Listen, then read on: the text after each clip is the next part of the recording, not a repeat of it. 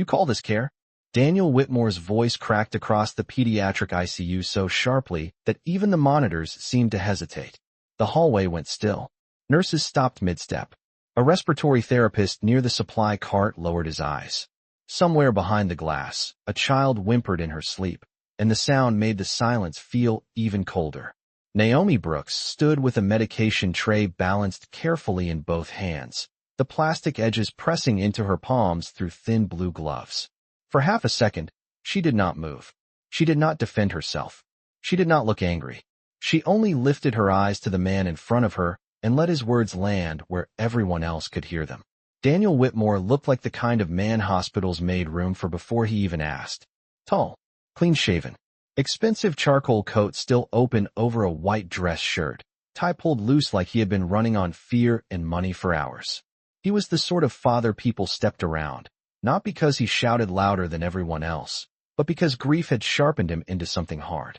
His daughter, Lily, lay in room 4 behind the glass doors, 7 years old and pale beneath the glow of fluorescent light. One small hand curled near the blanket while the 4 pump clicked beside her bed. Daniel pointed toward the room without taking his eyes off Naomi. My daughter is crying in there, and you're moving like you've got all the time in the world. The words hit harder because they were calm now, clipped and controlled, spoken for the audience gathering around them. Naomi felt every face turn in her direction. The scent of bleach and hand sanitizer sat heavy in the air. The waxed floor reflected the strip lights overhead in long white bars, making the whole corridor feel like a place built for judgment. Her badge hung crooked against her navy scrubs. A few loose strands had slipped from her bun hours ago, maybe longer. Time had gone soft around the edges somewhere in the middle of the night, and she had stopped trusting the clock on the wall. She only trusted the rhythm of beeps, the rise and fall of oxygen numbers, the shaky breathing of children who needed calm more than speed. Sir, she said quietly, her voice rough with fatigue but steady. I need 10 more seconds. Daniel gave a humorless laugh, the kind that carried no warmth at all. 10 seconds? That's what you say when someone's child is struggling. He stepped closer, not enough to threaten, just enough to claim the space. I've been watching you. Slow, distracted, half asleep. If this is your best, I want someone else. Naomi swallowed once. Her throat felt dry, scraped raw by coffee, recycled air, and too many hours awake. She could feel the weight of the tray in her hands and the deeper weight of what sat behind her calm. Lily's chart. The medication rate. The small inconsistency Naomi had caught because she had looked twice when everyone else had already moved on. She heard Lily cry again, softer this time, a frightened little sound from behind the glass, and her heart tightened. She wanted to go in. She wanted to fix the blanket, check the line, lower her voice until the room felt safe again. But Daniel Whitmore was standing in her way, and the hallway had become a stage. A nurse at the station glanced over, then quickly back to her screen. No one interrupted. No one told him to lower his voice. Naomi looked past him through the window and saw Lily turn her head weakly on the pillow, eyes glassy, lips parted. Not panic. Not pain alone. Something off. Something wrong in a way Naomi could feel in her bones before she could explain it out loud. She shifted the tray slightly, careful not to rattle the syringes. When she spoke again, her tone did not rise. That made it sharper. Mr. Whitmore, I understand you're scared. But if I rush this, I could miss something your daughter cannot afford for me to miss. For the first time, his expression flickered. Not guilt. Not yet. Just surprised that she had answered him at all. The monitors kept beeping. The overhead vent breathed cold air down the corridor. And Naomi, exhausted enough to feel the edges of the world blur for a second, stood her ground anyway. Daniel Whitmore held her gaze for one more beat, then turned slightly toward the nurse's station as if the whole floor belonged to him. I want another nurse in that room now, he said, not loud this time, which made it worse. His voice carried anyway, clean and polished, the kind that had probably ended meetings and moved people out of the way long before he ever set foot in this hospital. A unit clerk froze with her hand over the keyboard. A younger nurse near the medication cart looked down at the labels she had already checked twice. The overhead lights hummed softly above them, casting that same flat white shine over every face, every badge, every tired pair of eyes. Naomi could feel the corridor closing in, not physically, but socially. The way a room changes when everyone decides to wait and see whether you are about to be corrected, dismissed, or quietly erased. She kept both hands on the tray and forced her breathing into something even. One breath in, one breath out. The plastic lip pressed harder against her fingers. Her shoulders ached. The base of her skull throbbed with the dull, deep pressure that came after too many hours under fluorescent light, too much stale coffee, too many alarms that never fully left your ears even when the floor went silent for half a second. Lily made another small sound behind the glass, and Naomi looked past Daniel again. The little girl's cheeks were too pale. Her lashes fluttered. The clear line running from the pump to her arm caught the light like fishing wire. Naomi had seen this exact stillness before, the kind that tricked families into thinking everything was settling down when in truth the body was trying to tell a quieter story. Daniel followed her line of sight and mistook it for hesitation. "Are you even listening to me?" he asked. Naomi turned back to him. "Yes, sir." "Then do not stand there trying to defend yourself." He glanced toward the station, already expecting compliance. "Who is in charge here?" A woman in slate blue scrubs stepped halfway out from behind the desk, then stopped when Daniel continued without waiting for an answer. "My daughter has been crying for the last 15 minutes, and this nurse is moving like she cannot keep up. I do not care how busy this floor is. I want someone competent with my child." The word hung in the air. Competent. It landed with a precise cruelty because it said what the shouting had only suggested. Naomi felt heat rise under her collar, not from shame exactly, but from the exhaustion of being looked at and already judged before she could finish. The work in her hands. Her badge swung lightly against her scrub top when she shifted her weight. Naomi Brooks. Pediatric Intensive Care Unit. Night shift. The letters looked ordinary enough, but they did not show the ache in her knees, or the faint salt line left where her mask had pressed against her skin for hours, or the fact that she had not sat down longer than 3 minutes since yesterday had become today. Daniel took one step toward the desk and lowered his voice again. "If there is a supervisor on this floor, I would like to speak to that person immediately." Naomi saw the charge nurse straighten, saw the calculation in her face. "Important, father. Private room. Last name Whitmore." The kind of pressure hospitals never said out loud, but everyone understood. Daniel had money in his shoes, in his coat, in the watch glinting under the hallway lights.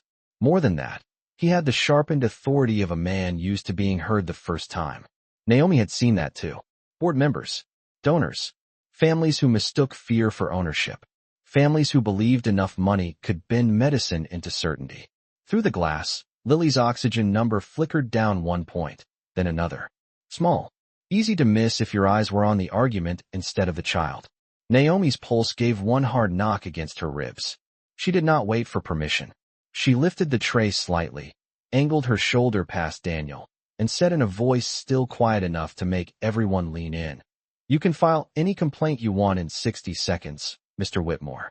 Right now, I need to look at your daughter before this gets worse." Daniel moved to block her for a fraction of a second, then something in Naomi's face made him stop. It was not fear. It was not defiance either. It was something flatter, deeper, the look of a person too tired to waste motion on anything except what mattered most. She slipped past him with the tray balanced against her hip and pushed through the glass door into Lily's room. The air inside felt cooler than the hallway, scrubbed clean by the constant whisper of filtered vents. A cartoon moon glowed faintly on the monitor screensaver in the corner, absurdly gentle against the sharp lines of machines and tubing. Lily lay small beneath a pale pink blanket, her hair spread across the pillow in a thin brown halo, one stuffed rabbit tucked under her arm like she had reached for it in the middle of a dream she could not finish. Naomi set the tray down beside the sink and stepped to the bed. Her movements changed the instant she crossed the threshold. In the hallway she had been contained. In here she became precise. Her fingers checked the line. Her eyes moved from the infusion pump to the monitor to Lily's face and back again, collecting details the way other people gathered words. A faint sheen of sweat stood at Lily's hairline. Her lips looked a little too dry. Her breathing was not fast, not exactly, but shallow in a rhythm Naomi did not like. Behind her, Daniel entered more slowly, his expensive shoes suddenly quiet on the polished floor. "What is wrong with her?" he asked. Naomi did not answer right away. She leaned closer, and spoke softly to Lily instead. "Hey, baby girl. I am right here." Lily's eyelids fluttered. Her mouth opened slightly, and Naomi caught the weak little sound that came out. Not quite a cry, not quite a word. She glanced at the pump again and felt that hard knot in her chest tighten. The rate was technically within range, but the label attached to the medication bag did not match the timing she had just read in the chart. It was small, just enough to pass under tired eyes during a chaotic shift. Just enough to hurt a child if no one stopped long enough to ask why the numbers and the body were telling two different stories. Naomi pressed the call button with one hand while checking Lily's pulse with the other. "I need Dr. Cole in here now," she said toward the intercom, her voice low and even. "And I need the last medication verification from the previous handoff." Daniel stared at her. "You are telling me there is a problem?" Naomi looked up then, and for the first time he saw how exhausted she really was. Not lazy, not careless. Exhausted in the way a candle looks right before the wick gives out, still burning only because it has decided there is no other choice. There were shadows under her eyes, so dark they almost looked bruised beneath the bright hospital lights. Her scrub top had a faint crease across the shoulder where a seat belt or a supply bag must have pressed for hours. The skin at the bridge of her nose was rubbed raw from wearing a mask too long. But her hands did not shake. "I am telling you," she said carefully, "that your daughter is acting like this medication is hitting her harder than it should." Daniel's face shifted, the anger not gone, only interrupted by something colder. Fear, stripped clean of pride. He looked at Lily, then back at Naomi, as though the room itself had changed shape around him. Outside the glass, the charge nurse picked up the phone. Footsteps began moving faster down the corridor, and Naomi, who had not slept enough to trust the edges of her own vision, kept one hand on Lily's wrist and the other resting lightly near the line, guarding both. The room filled before the silence had time to settle. First came charge nurse Valerie Simmons with a tablet tucked against her chest, then Dr. Adrian Cole in a pale blue coat, thrown over wrinkled scrubs, his reading glasses still in one hand like he had put them on while walking. Behind them drifted Nurse Kelly Ross from the previous shift, drawn by the tone in Naomi's voice more than the call light itself. Daniel stepped back toward the window, instinctively making space now that people with titles had entered the room, but his presence still changed the temperature of everything. Naomi could feel it. The Whitmore name carried its own weather. Valerie moved to the foot of the bed and looked from Lily to the monitor to Naomi. "What do you have?" she asked. Naomi kept her voice calm. "Her response does not match the rate on the chart. I checked the bag label twice. I need a full medication verification from the handoff, and I need eyes on that infusion now." Dr. Cole came to the bedside, his expression shifting from mild interruption to focus in less than a second. He scanned Lily's face, then the pump, then the numbers climbing and dipping in their quiet digital rhythm. "Pause the line," he said. Naomi had already done it. That caught his eye. Kelly stepped closer, her ponytail slightly crooked, cheeks still flushed from the end of a long shift that she must have thought was already behind her. "I hung that medication an hour ago," she said, not defensive yet, just startled. The order was verified. Naomi turned the bag gently so the label faced the room. "The order in the chart and the sticker on this bag are not matching the timing the way they should." Kelly frowned. "That is not possible. It is as if the wrong bag was scanned under the right patient during a rushed handoff," Naomi said, still quiet. There was no accusation in her tone, which somehow made it harder to ignore. Valerie reached for the tablet and began scrolling. The screen light reflected across her glasses. Dr. Cole leaned closer to the pump, then asked for the bag number. Naomi read it out. Kelly gave a tiny shake of her head before she even knew what Valerie was about to say, like part of her already understood the shape of the mistake and wanted to refuse it. Daniel stood near Lily's bed with both hands braced on the rail. He had gone still in the way people do when panic realizes it may have picked the wrong target. "Someone tell me exactly what this means," he said. His voice had lost its public edge. It sounded smaller now, stripped down to a father in a cold room listening for the one sentence he could not bear. Dr. Cole did not look away from the chart. "It means we are checking whether your daughter received a dosage bag that was set up correctly for another sequence, but attached under the wrong verification chain." Daniel blinked once. "In English?" Naomi answered before anyone else could. "It means I think your daughter may have been getting medication in a way her body is not tolerating well, and I did not want to keep it running until someone checked me. The room went quiet again, but not the same way as before. This silence had weight. Valerie's finger stopped on the screen. She looked up, then back down, then at Kelly. The handoff timestamps do not line up, she said softly. Kelly's face drained of color. No. I scanned everything. Valerie swallowed. You scanned room 3 at 6:21 and room 4 at 6:23, but the bag serial attached to Lily's chart is registering from the supply, pull for the child in room 3. Dr. Cole exhaled through his nose and finally took his glasses from his pocket. Daniel stared at Valerie as if the words needed another life before they could become real. Naomi did not move. She only rested one hand lightly against Lily's blanket and watched the little girl's breathing, steadying her own by matching it. Daniel looked at Naomi then, really looked, and for the first time since he had raised his voice in the hallway, he did not see someone slow. He saw the one person in the room who had noticed the difference before the numbers turned into disaster. No one spoke for a full 3 seconds. It was not long in clock time, but in that room it stretched thin and sharp, long enough for the air vent to whisper over the ceiling tile, long enough for the monitor to keep counting Lily's heartbeats one careful number at a time, long enough for Daniel Whitmore to feel the floor tilt beneath everything he had said in the hallway. Dr. Cole moved first.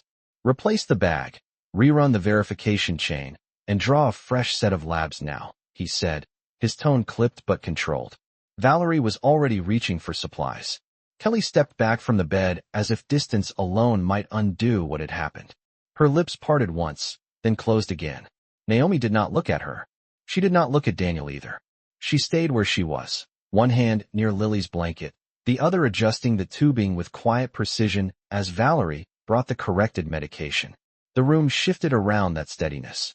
People moved faster now, but it was Naomi's calm that set the pace. Lily, she said softly, brushing 2 fingers over the little girl's wrist to keep her anchored. You are doing so good for me, sweetheart. Just keep breathing easy. Lily's eyelashes trembled. Her small fingers flexed once against the blanket, then settled. Daniel watched Naomi speak to his daughter with a tenderness that made his own chest tighten. A few minutes ago, he had mistaken that slowness for incompetence. Now he could see what it really was. Care without panic. Attention without ego. The kind of patience that looked almost invisible until a child's safety depended on it. Dr. Cole checked the updated numbers and nodded once. She is responding better already. The words were not triumphant. They carried too much warning for that. But they loosened something in the room all the same. Kelly swallowed hard. I should have caught it, she said, almost to herself. Valerie did not answer.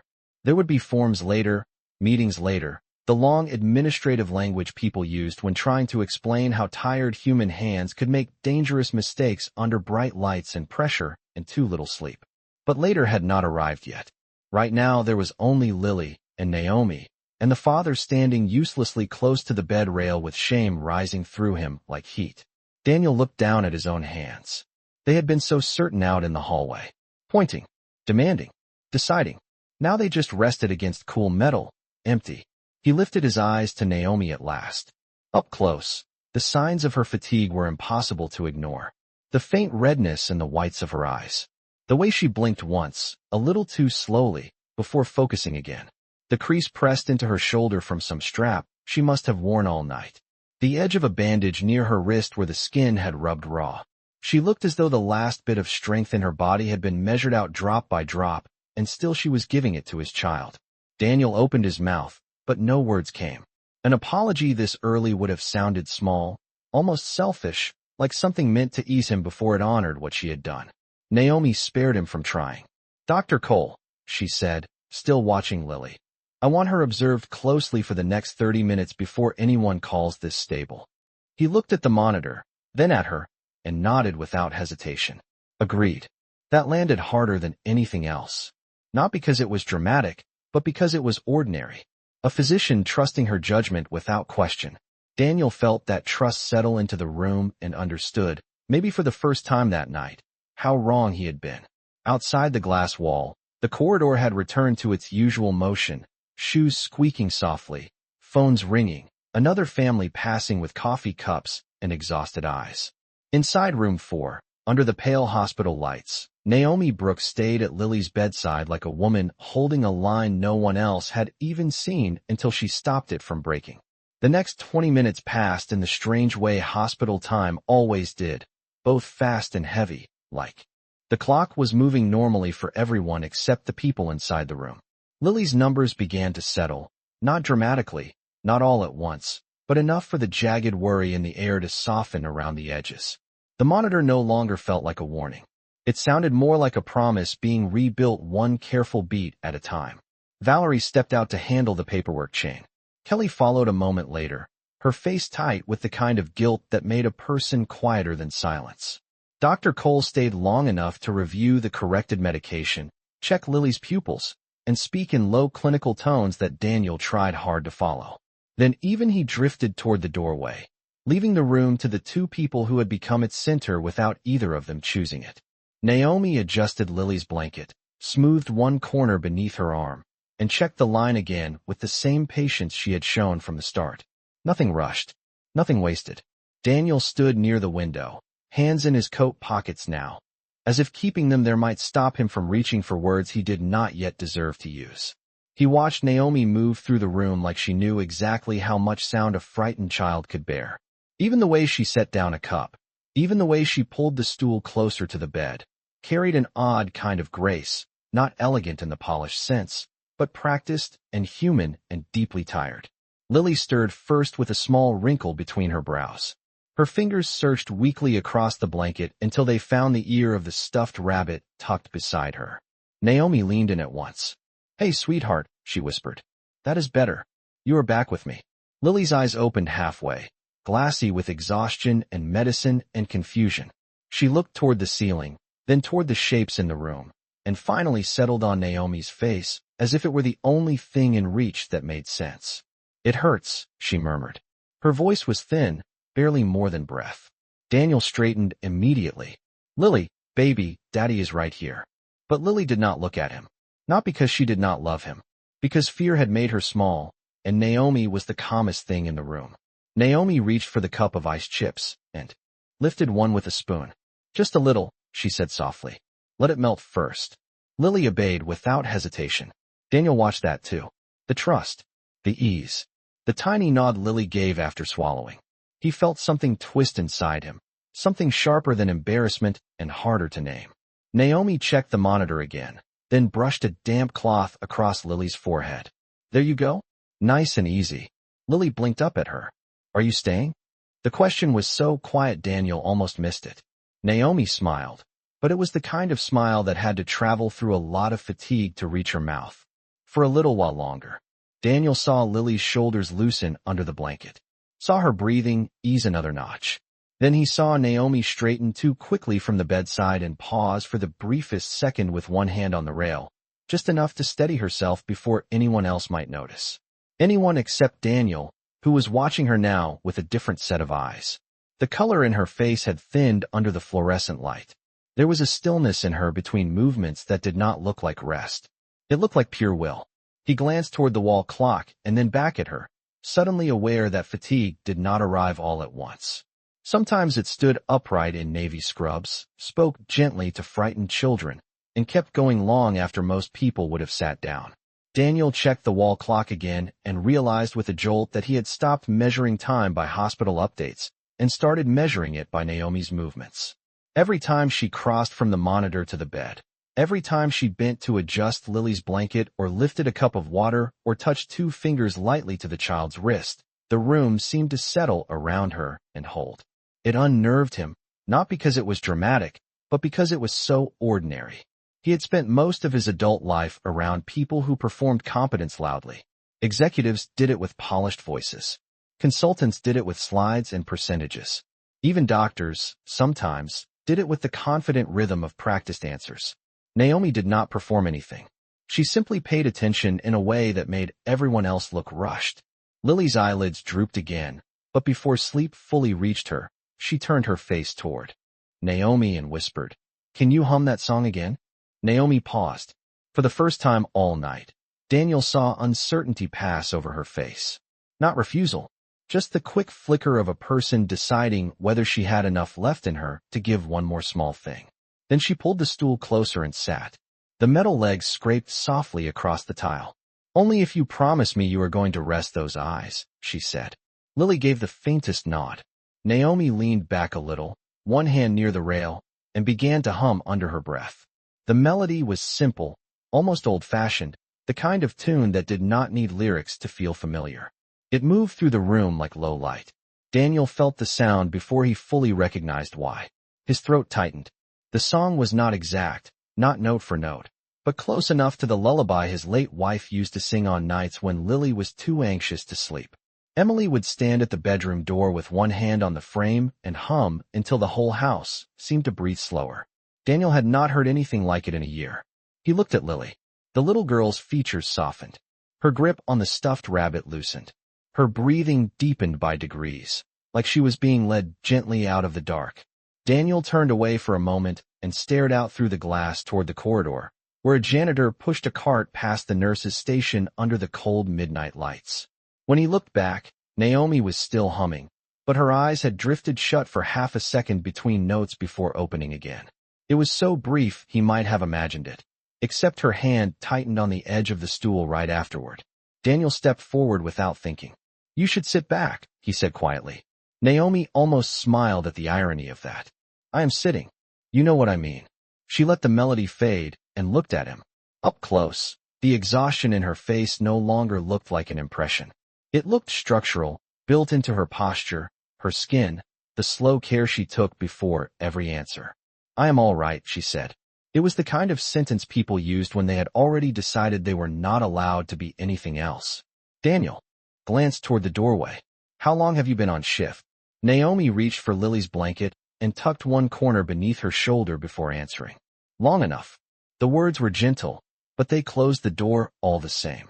Daniel might have pushed once, a few hours earlier.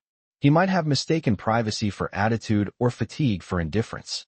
Now he only nodded, because something told him that whatever answer she was not giving him was heavier than the room was ready to hold. The room stayed quiet after that, but it was no longer the easy kind. It was the kind built from things unsaid, from questions hanging just outside the reach of polite conversation.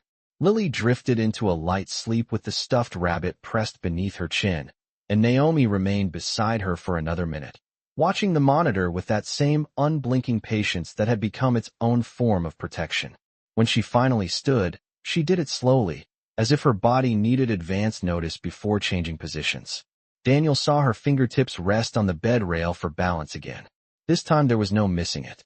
Her shoulders rose with one careful breath, then another. She turned toward the chart at the end of the bed, wrote a note in neat, controlled handwriting, and capped the pen with more effort than the motion should have required. "I am going to check on another patient and come back in 10 minutes, she said softly, more to Lily than to him. "If she wakes up scared, keep your voice low." She follows tone before words. Daniel nodded. "All right." Naomi adjusted the blanket one last time and moved toward the door. The fluorescent light caught the side of her face as she passed him, and for a second he saw how truly drained she was. Not merely tired, hollowed out, like the night had been taking pieces from her for hours, and she had kept handing them over because there were children in beds who needed something steadier than her own fatigue. He watched her step into the hallway, where the brightness seemed harsher and less forgiving. Valerie was waiting near the nurse's station with a stack of incident forms and a phone pressed between her shoulder and ear. Kelly stood a few feet away, arms folded tight across herself, staring at nothing. Naomi said something low to Valerie, then reached for the counter. Her hand missed the edge the first time. Daniel felt a sudden hard pull in his chest. Naomi caught herself immediately, straightened, and continued speaking as if nothing had happened. Valerie's face changed. She ended the call mid-sentence, touched Naomi lightly at the elbow, and said something Daniel could not hear through the glass. Naomi shook her head once. Not angry, not dramatic, just automatic, like refusal had become a habit more reliable than rest. Daniel stepped into the doorway and caught only fragments now. "I am fine." Then Valerie, sharper this time. "Naomi, stop saying that." Kelly looked up at the sound of it. Dr. Cole, passing back through the corridor with a chart in hand, slowed and turned. Naomi gave a small breath that might have been a laugh in another life, but here it sounded thin. I just need water. Valerie stared at her for a beat too long, then muttered, You needed sleep yesterday.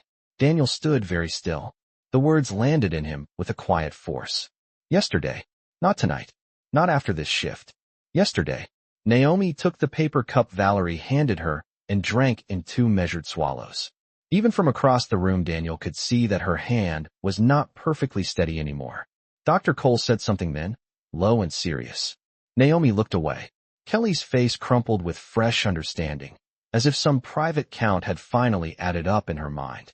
Daniel could not hear every word, but he heard enough. 48 hours, Valerie said, almost under her breath, like she was angry at the number itself. The hallway seemed to narrow around Daniel Whitmore. 48 hours. He looked through the glass at his sleeping daughter, then back at the woman he had publicly judged for moving too slowly while she had been standing upright on almost nothing. Naomi lowered the cup, pressed 2 fingers briefly to her temple, and after all that still turned first to ask the only question that seemed to matter to her. How is Lily's color now? Valerie answered Naomi first, because everyone else in the hallway had gone quiet. Better, she said, softer now. Her color is coming back. Naomi gave the smallest nod, like that single fact was enough to keep her upright a little longer. Then she reached for Lily's chart again, and Daniel saw something. In Valerie's face hardened into professional concern. No, Valerie said. You are done for 10 minutes. Naomi blinked at her as if the sentence did not quite translate. Valerie. 10 minutes, Valerie repeated. That is not a suggestion. Naomi looked toward room 4 through the glass before she looked at anyone else. It was instinct, not performance. Daniel understood that now. Even after the scare. Even after the mistake. Even after 48 hours without real sleep, her first thought was still the child. Dr. Cole stepped closer, lowering his voice. Naomi, when was the last time you were off the floor for more than 15 minutes? She gave a tired exhale and rubbed just once at the bridge of her nose. I do not know. Kelly made a wounded sound in the back of her throat. You covered my overnight extension too. Naomi did not look at her. Your son had a fever. Kelly's eyes filled immediately, not dramatic, just sudden and helpless. You should have told me you were that tired. Naomi gave a faint, almost disbelieving smile. You were trying not to cry in the break room. It did not seem like the right moment to make it about me. Daniel stood there with one hand still on the door frame, feeling every word fall into place like pieces of a truth he should have seen hours ago. The hallway, the accusation, the way she had moved carefully instead of quickly, the way she had steadied herself at the bedside, the way Lily had trusted her voice without question. None of it had been slowness. It had been discipline stretched across exhaustion. Valerie touched Naomi's shoulder, not as a supervisor now, but as a woman who had watched too many good nurses burn themselves down in public without ever calling it sacrifice. Go sit. Naomi started to refuse again, and Dr. Cole cut in before the habit could finish the sentence. That is an order. For the first time all night, Naomi did not push back. She only nodded once and let Valerie guide her toward the small alcove beside the staff lounge, where a row of molded plastic chairs sat under a dimmer bank of lights. Daniel watched her lower herself into one of them with slow precision, as if sitting down too fast might make the whole night catch up at once. Valerie brought her a fresh cup of water and a pack of crackers from the break room. Naomi took the water. The crackers stayed untouched in her lap. Through the glass, Lily slept on, her breathing steadier now, one small hand wrapped around the rabbit's ear. Daniel looked at his daughter, then back at Naomi. Her head had tilted lightly against the wall, not asleep yet, just resting in that narrow space between duty and collapse. The fluorescent light was kinder in the alcove. It softened the deep shadows under her eyes, but could not erase them. He stepped fully into the hallway, the polished tile cold and bright beneath his shoes, and crossed the distance slowly, like a man approaching the scene of his own mistake. Valerie saw him coming and moved aside without a word. Daniel stopped a few feet from Naomi's chair. For a second, he said nothing, because anything fast would have been too small. Naomi opened her eyes at the shift in air and looked up at him, tired but composed, as if even now she was ready to hear whatever he had come to say. Daniel swallowed once. The apology rose in him at last, heavy with shame, but before he could speak, Naomi glanced past him toward Lily's room and asked in the same worn, gentle voice. She did not wake up scared again, did she? Daniel lowered his eyes for a moment, then looked back at Naomi with the strange helplessness of a man who had spent his whole life believing words could fix the room once he finally chose the right ones. No, he said softly. She is resting. Naomi nodded, and some of the tension in her shoulders eased by a fraction, not because she was comfortable, but because the one answer she needed had been given. Daniel stood there with his hands hanging uselessly at his sides. Up close, the alcove felt smaller than the hallway, dimmer too, with only one recessed light burning above the plastic chairs and the faint smell of stale coffee drifting from the staff lounge. Naomi's paper cup sat in one hand. The other rested loosely over the untouched crackers in her lap. Daniel could see how carefully she was holding herself together now, like even stillness required effort. Naomi, he said, and stopped. Her name felt different in his mouth than it had in the hallway. No longer a label on a badge, no longer a target for frustration, but the name of the person who had kept his daughter safe when everyone else had missed what mattered. He tried again. I was wrong. Naomi looked at him, not cold, not warm, just tired in a way that had gone past easy emotion. All right, she said. The simplicity of it made him flinch more than anger would have. No, he said quietly. Not all right. He took a breath, then another, as if he had to teach himself how to speak without authority. I spoke to you like you were the problem. I did it in front of everyone. And while I was doing that, you were the one paying enough attention to save my little girl from something the rest of us missed. Naomi lowered her eyes to the cup in her hand.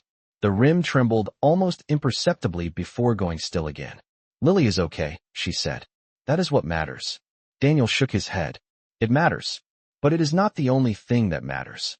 For the first time, something passed across Naomi's face that looked like weariness more than discipline, a quiet recognition that she had heard those words too late, or too rarely, to trust them quickly. Valerie stood near the desk with a chart in hand, deliberately pretending not to listen. Kelly had disappeared down the corridor, likely to hide the shame on her face, or maybe to finish crying where no one could see. The whole floor seemed to understand that something private was happening in public, and the respectful thing was to let it breathe. Daniel took one small step closer, careful now in ways he had not been before. You asked about my daughter before I even got to say any of this, he said. After everything I said to you. That was still your first question. Naomi gave the faintest shrug. She is a child. The answer landed with clean force. No speech. No performance. Just truth stripped down to its moral center. Daniel looked past her toward room 4, where Lily's monitor cast a pale blue glow through the glass. My wife used to say that about people when I was impatient, he said, his voice thinning slightly on the memory. She would look at me and remind me there is a difference between being important and being scared. I did not understand that tonight until it was too late. Naomi was quiet for a second. Then she asked, very gently, Did you lose her recently? Daniel stared at the floor tile between them. It was polished enough to catch reflections, but not clear enough to hold a face. A year ago, he said. Since then I keep thinking if I stay angry enough, alert enough, demanding enough, then maybe nothing else gets taken from me. The words seemed to surprise him as much as anyone. Naomi listened without interrupting. When she finally spoke, her voice was low and worn, but kind in that careful American way that does not push past dignity. Fear makes people loud sometimes. Daniel let out a breath that almost sounded like a laugh, and did not. That does not excuse me. No, Naomi said. It does not. Then, after a beat, she added, but I understand it. And somehow that mercy, given from a plastic chair by a woman who had not slept in 2 days, made his shame feel both heavier and more human at the same time. Naomi's words settled between them with a warmth Daniel did not feel he had earned, and for a moment neither of them spoke. The alcove held its dim little pocket of quiet while the rest of the floor kept moving beyond it, carts rolling, phones chiming, shoes whispering over polished tile. Then Kelly reappeared at the end of the corridor with a folded blanket in her arms and stopped when she saw Daniel still standing there. Her eyes moved to Naomi first. I brought this from pediatrics, she said softly. The warmer one. Naomi looked up as if she had almost forgotten cold existed. You did not have to do that. Kelly swallowed and placed the blanket carefully over the back of the chair anyway. Yes, she said. I did. Daniel stepped aside to give her room, and in that small movement something changed. The night was no longer arranged around his anger. It had shifted toward the people who had been carrying it all along. Kelly smoothed one corner of the blanket over Naomi's shoulder, then stood there a second too long, guilt plain on her face. "I should not have let you take my extension," she said. Naomi gave her a tired look that held no blame.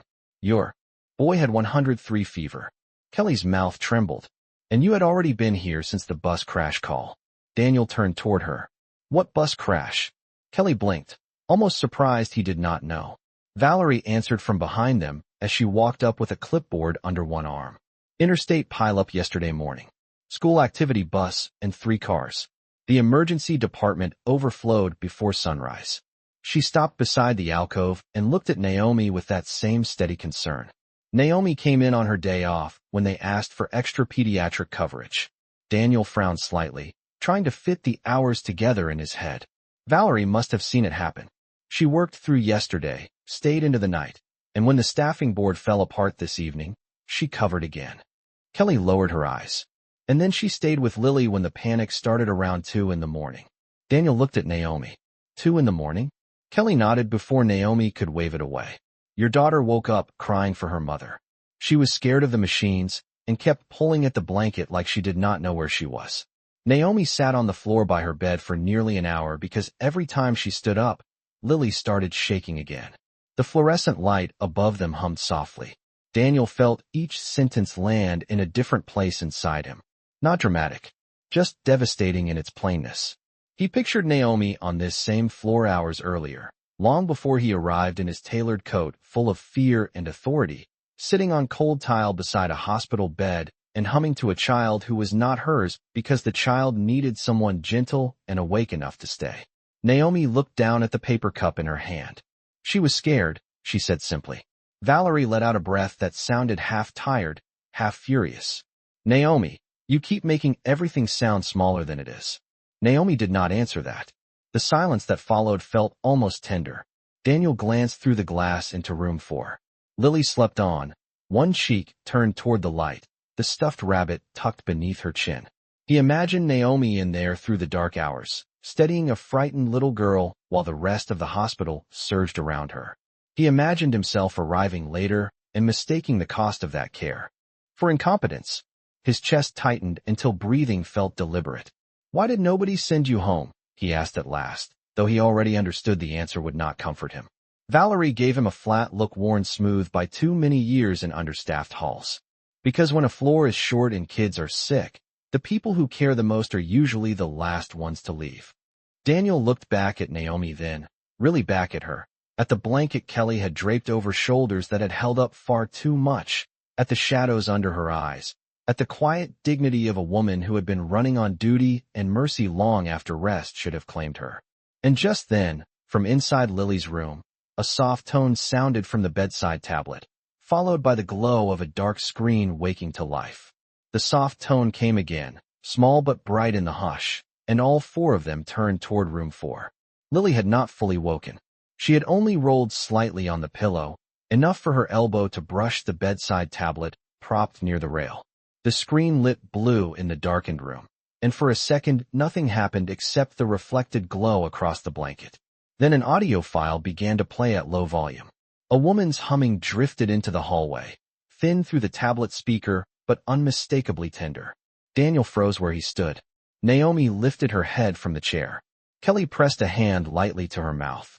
It was the same melody from earlier, the same gentle rise and fall that had quieted Lily. Only this version held the faint rustle of sheets and the soft beeping of the monitor under it. A recording. Daniel stepped into the room as if entering church, careful now, almost reverent. On the screen, beneath a little purple star icon, were childish typed words from the tablet's note app. "Miss Naomi's song for when I get scared." Daniel's throat closed. He touched the screen once, and the humming continued, followed by Naomi's voice from some hour deep in the night, quieter than breath. "I know, baby girl. I know this place feels strange. You can borrow my voice until sleep finds you." Lily must have recorded it while Naomi sat with her in the dark, never thinking anyone else would hear. Daniel stood beside the bed and let the sound move through him. It carried no performance, no polish, just patience and warmth and the kind of mercy a person gives when no audience is watching.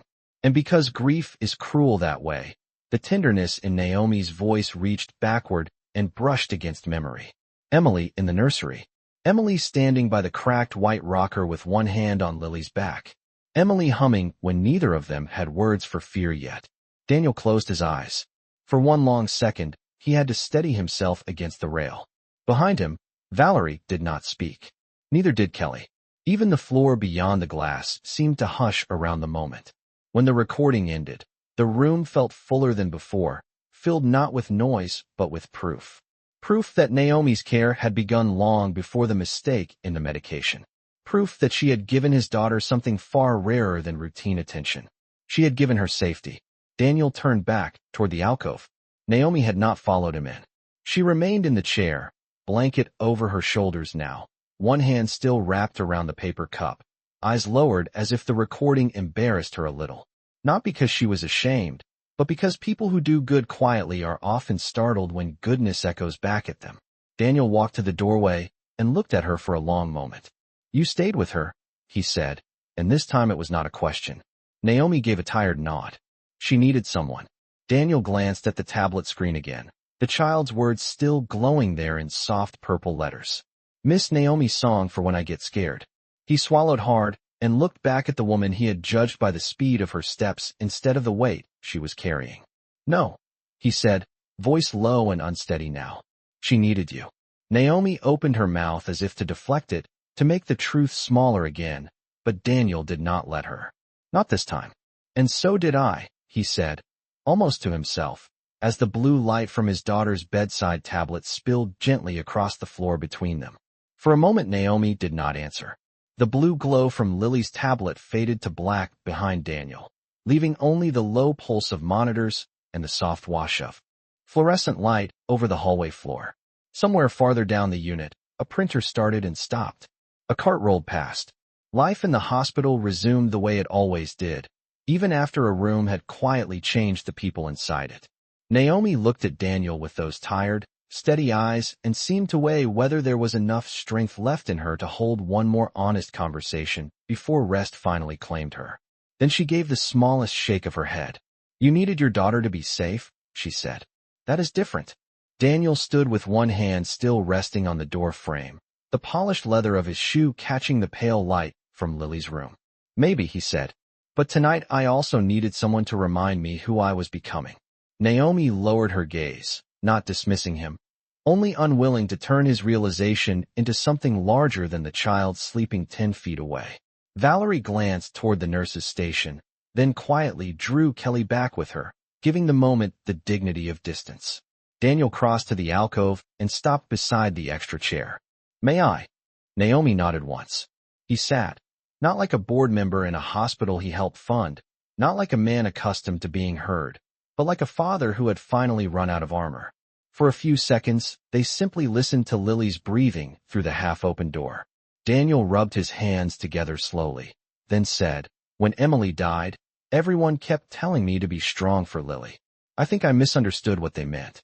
I thought strong meant loud, in control, demanding. I thought if I stayed ahead of every mistake, every delay, every person, then maybe grief would not get another chance to take something from me." Naomi pulled the blanket a little closer around her shoulders. The fabric looked too soft against how hard the night had been. "Grief does not like being managed," she said quietly. "It just wants to be witnessed." Daniel let that sit. It sounded like something Emily might have understood long before he did. He glanced toward Lily's room again. "I saw your pace and thought you did not care enough to move faster." Naomi gave a faint breath of a smile, almost too tired to reach her mouth. "Children are not always helped by fast." Daniel nodded. "I know that." Now, he looked down at the untouched crackers still resting in her lap, and then back at her face. "I do not know how to fix what I said to you in that hallway." Naomi was quiet for a beat. Then she answered with the same plain honesty that had carried her through the night. "You do not fix it by saying the perfect thing. You fix it by seeing clearly next time. Me. The next nurse. The next person you are afraid in front of." Daniel felt that land deeper than apology. It asked more of him than regret. It asked change. He drew in a slow breath and nodded once. The kind of nod a man gives when he knows he has been handed truth, not comfort. Then he stood, slipped off his coat, and without a word draped it gently over the back of Naomi's chair beneath the thin hospital blanket. She looked up, surprised. "You do not have to do that." Daniel glanced toward Lily's room, where his daughter slept with one hand wrapped around the stuffed rabbit and the other resting open against the blanket, finally peaceful. "Yes," he said softly. "I do." Naomi looked at the coat, then at him, and this time she did not make the moment smaller. She only gave one tired, grateful nod. Daniel stepped back to the doorway of room 4 and stood there watching the two people who had carried the night in different ways, his daughter sleeping under the dim pediatric lights, and Naomi at last letting her eyes close for what might have been the first unguarded minute in 2 days. He had mistaken her carefulness for weakness. But under the cold hospital lights, with the smell of disinfectant in the air and morning still hours away,